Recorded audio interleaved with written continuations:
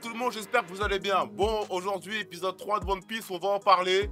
On va détailler tout ça, on va rentrer dans les entrailles de l'épisode pour pouvoir en dire ce que j'en pense et ce que j'en retire surtout de l'épisode. Simplement, donc on commence simplement avec Usopp. Donc on redécouvre un peu le village d'Usopp, tout ça, ce qu'il fait, il ment, il court dans la ville, les pirates arrivent, tout ça. Bon, ça c'est très fidèle au manga, il n'y a pas de souci.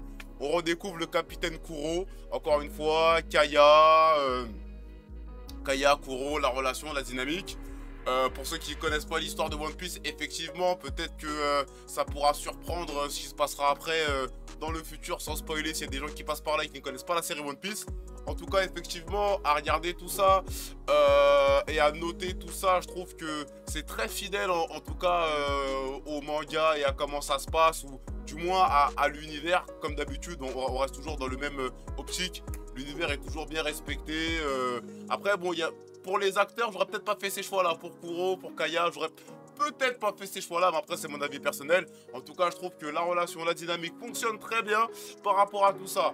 Ensuite, on a aussi le petit côté Nami et son côté un peu tricheuse qui commence à venir charmer l'autre, là, comment il s'appelle, celui qui gère les finances de Kaya, en mode oui, moi, t'as vu, voilà. Donc ça c'est bien parce qu'ils ont vraiment gardé ce côté-là de Nami qui est vraiment plus exploité. Et comme c'est des vraies personnes, forcément on sent le jeu de séduction, on sent, et je trouve qu'ils ont bien retranscrit, ils ont vraiment bien gardé ce mood là, les intentions de Nami, comment elle est, et je trouve que vraiment par rapport au personnage ça fonctionne. Donc par rapport à ça, vraiment j'ai pas grand chose à en dire. Je trouve que pour l'instant voilà. Ensuite on a eu Merry, donc ils ont eu les baloches, excusez-moi parce qu'après on va dire je suis vulgaire, ils ont eu les couilles, non je veux dire, de faire Merry, un mec avec une tête de mouton. Ils l'ont fait. Non, c'est incroyable, c'est incroyable. Donc franchement après Merry, voilà, c'est là on va juste parler rapidement du chara design. Donc concrètement, le design est très respecté, ça choque pas, ça choque pas. Quand on connaît One Piece, ça choque pas. C'est vrai que j'aimerais bien avoir l'avis de quelqu'un qui ne connaît pas One Piece et qui voit en fait les différents types de maquillage, costumes, pour donner vraiment l'avis. Parce qu'effectivement, moi ça me choque pas parce que je connais l'univers, et finalement, à regarder tout ça, je trouve ça vraiment cohérent, et ça m'a pas sorti en fait de l'épisode. Et c'est ça dont j'ai peur des fois avec certaines scènes, c'est que ça me sorte de l'épisode. Mais pour l'instant, avec Merry, il n'y a pas de souci. Ce qui m'a tué, c'est quand il leur a dit bon ben on va aller manger. Luffy, comme à son habitude, franchement, ce mec c'est Luffy. Ce mec c'est Luffy dans l'âme, c'est Luffy dans le jeu d'acteur, c'est Luffy dans l'intention. C'est incroyable, c'est vraiment incroyable de fou. Donc après, on retourne directement dans la salle du repas, ils sont en train de manger. Luffy hyper maladroit comme d'habitude, et en fait ils en ont pas trop fait, et c'est ça qui est bien. En fait Luffy il est maladroit, mais il est pas complètement débile, parce que vraiment dans le manga il est complètement débile. Luffy il est vraiment hyper débile, et en fait je trouve que le gag fonctionne bien parce que il est pas justement trop exacerbé. Ils ont pas été trop loin dans le gag, trop loin dans comment dire, dans le développement en fait de l'humour, ou dans l'extrême.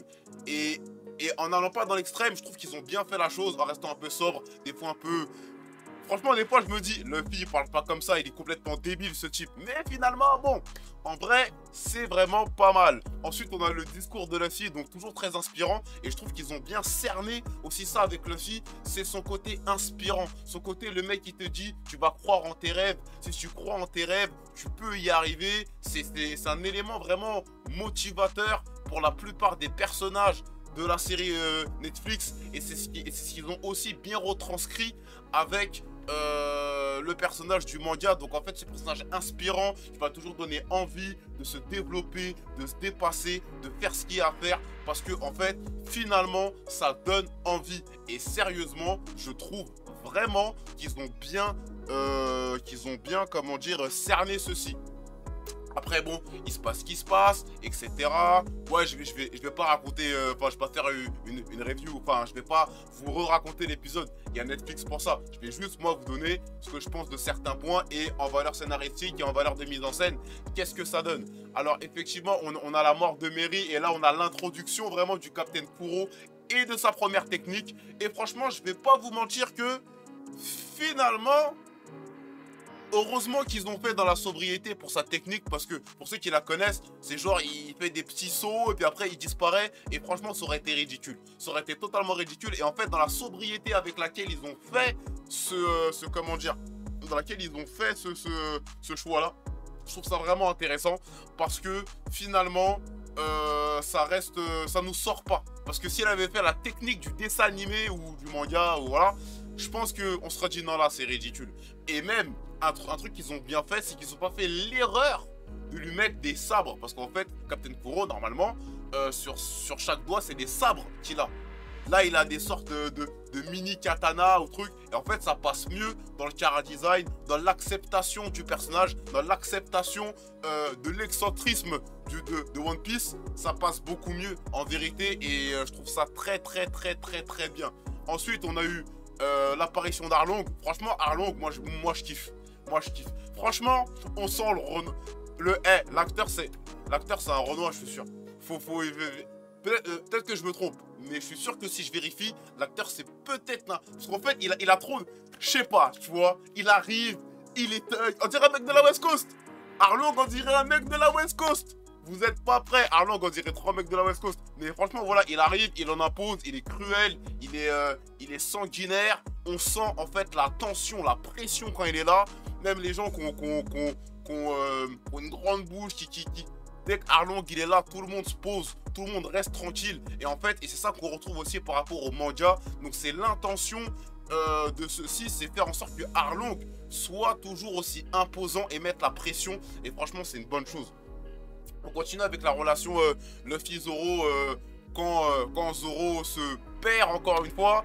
Ça n'a pas été clairement dit, hein, mais j'attends de voir vraiment. Parce que tu dis, ah ouais, non, j'ai trouvé là par hasard, etc. Tu vois, voilà. Donc cette scène où ils échangent vraiment.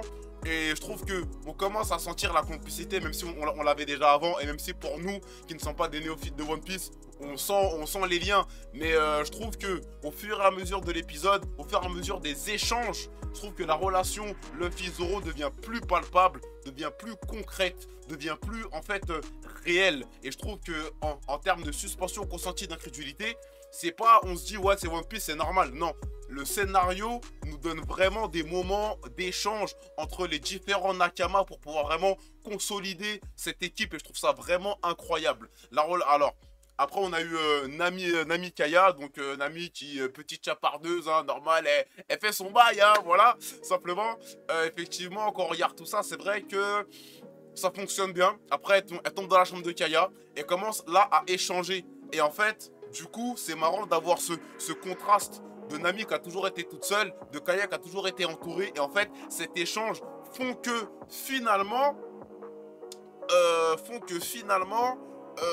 l'une apprend de l'autre et ça se développe un peu comme ça. Et je trouve ça vraiment intéressant parce que même Nami, on sent qu'elle commence à capter, qu'elle commence à comprendre, qu'elle commence à cerner certaines choses par rapport à l'amitié, à l'échange, l'entraide, etc. Même si on le sent déjà un peu avant, hein, mais on sent ceci et c'est très bien développé. C'est très bien fait. Franchement, j'ai pas d'autres choses à dire par rapport à ça.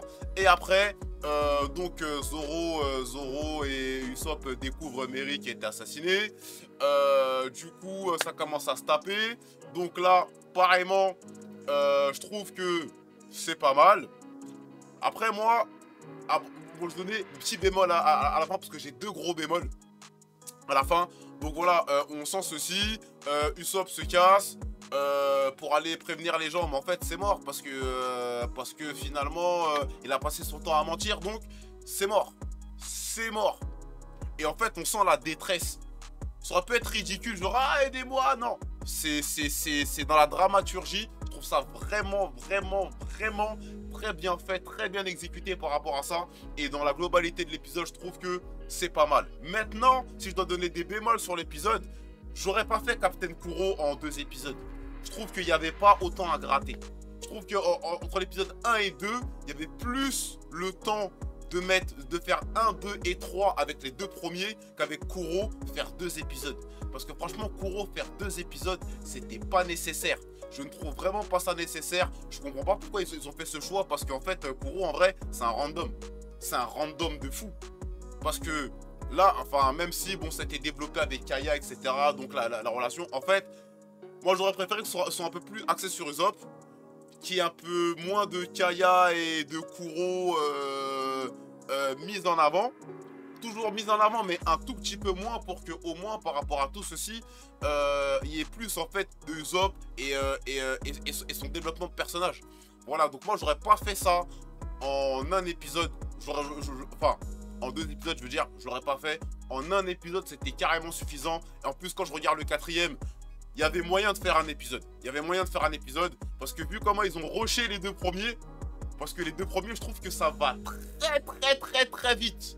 Alors qu'ils auraient peut-être dû prendre le temps de poser avec le premier et le deuxième en calant un 3e entre les deux ou je ne sais pas. Mais au moins caler un moment comme ça pour que pour la suite, on puisse démarrer avec Usopp. Soit que cette partie-là soit un peu rushée finalement. Parce que c'est pas important, mais voilà. C'est pas hyper important. C'est important, mais bon. Franchement, ils avaient gratté un épisode d'1h10, ça aurait suffi.